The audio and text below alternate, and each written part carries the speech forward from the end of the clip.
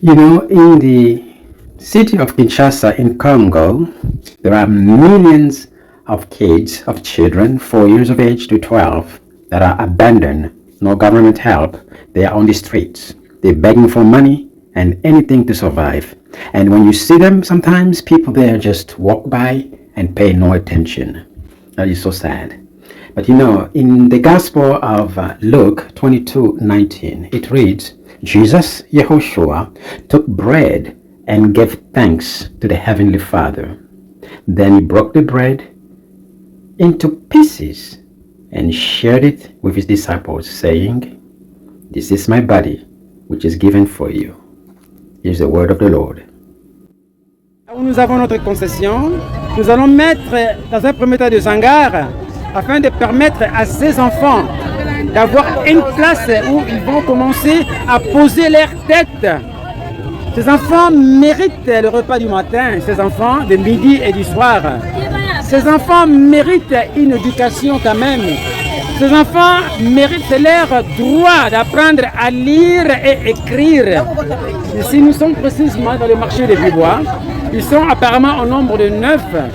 Celui-ci n'arrive pas à bien marcher. Il clopine.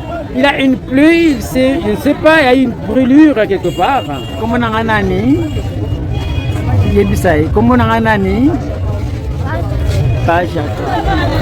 Voilà, une fois de plus, moi j'interpelle à toute personne intéressée, à toute personne qui a un cœur, qui a l'empathie pour ses enfants. Ils sont nombreux au travers de la République, ces enfants. Parce que dans toutes les provinces, ces enfants sont négligés, sont abandonnés. C'est un crime contre l'humanité. C'est un crime. Nous ne pouvons pas continuer à voir ces enfants comme ça souffrir. Les enfants qui sont malades, mais aucune prise en charge pour ces enfants. Ils dorment ici, le long de cette avenue ici. Nous sommes ici à Bibois, le marché de Bibois. Ces enfants dorment sur les tables après la fermeture du marché. Je pense que c'est une responsabilité de toute personne. C'est un pays de 130 millions de Congolais. Et un bon pourcentage de ces enfants manquent la place, il faut poser leur tête. Quelque part, ce n'est pas gai, ce n'est pas bon. Ça fait la honte de ce pays.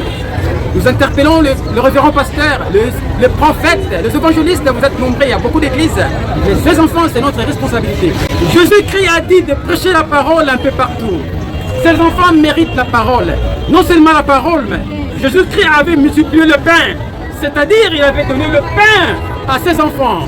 C'est notre responsabilité de donner le pain à ses enfants. Quand nous prêchons le message de la prospérité, ces enfants méritent également ces messages de la prospérité. Ils ne cherchent qu'à manger une place pour poser leur tête. C'est le professeur Jacob Lewam. Merci.